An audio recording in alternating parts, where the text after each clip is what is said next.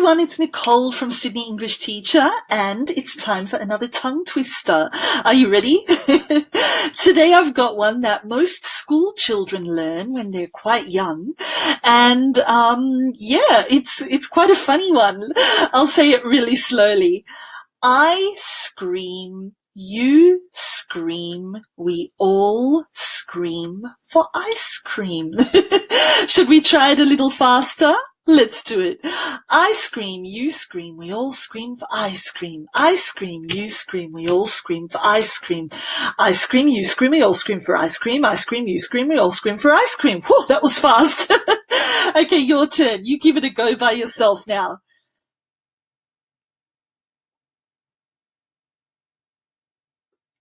Well done, that's great. Together again. I scream, you scream, we all scream for ice cream. I scream, you scream, we all scream for ice cream. Time to go and have an ice cream, I think. I'm a bit hungry now.